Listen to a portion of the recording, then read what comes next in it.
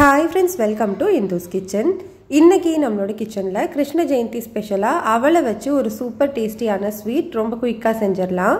இந்த மெத்தட்ல செஞ்சு பாருங்க, டேஸ்ட் ரொம்பவே நல்லா இருக்கும். ஃபர்ஸ்ட் ஒரு பவுல்ல மெஷரிங் கப்ல அரை கப் அளவு துருவின வெல்லம் சேர்த்துக்கிறேன். அதே அரை கப் அளவு தண்ணி சேர்த்துக்கலாம். ஸ்டவ் ஆன் பண்ணிட்டு மீடியம் ஹீட்ல ஒரு 2 ல 3 நிமிஷம் மிக்ஸ் பண்ணிக்கோங்க. இதுக்கு பாகுபதம்ல எதுவும் கிடையாது. வெல்லம் நல்லா கரைஞ்சா மட்டுமே போதும். வெல்லம் நல்லா கரைஞ்சதுக்கு அப்புறமா ஒரு கடாய் எடுத்துட்டு அதில் நம்ம ரெடி பண்ணி வச்சிருக்கிற வெள்ளை தண்ணியை வடிகட்டி சேர்த்துக்கோங்க. இந்த வெள்ளை தண்ணி ஒரு 2-3 நிமிஷத்துக்கு நல்லா கொதிச்சு வரணும்.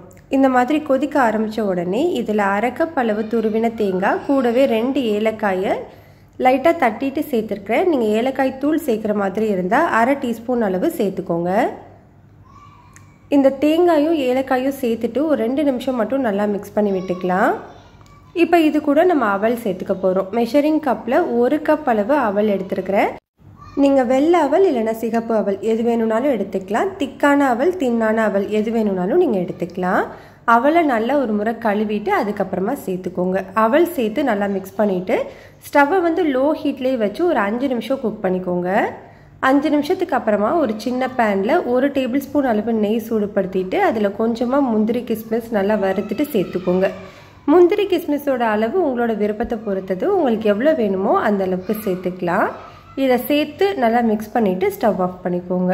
அவ்வளோதான், நம்மளுக்கு ரொம்ப சிம்பிளான ரொம்பவே டேஸ்டான அவல் ஸ்வீட் ரெடி ஆகிடுச்சு.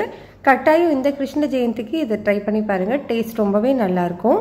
இந்த ரெசிபி உங்களுக்கு பிடிச்சிருந்ததுன்னா லைக், ஷேர், சப்ஸ்கிரைப் பண்ணிக்கோங்க. கூடவே பெல் பட்டனையும் கிளிக் பண்ணி ஆளுங்கிற பட்டனையும் கிளிக் பண்ணிக்கோங்க.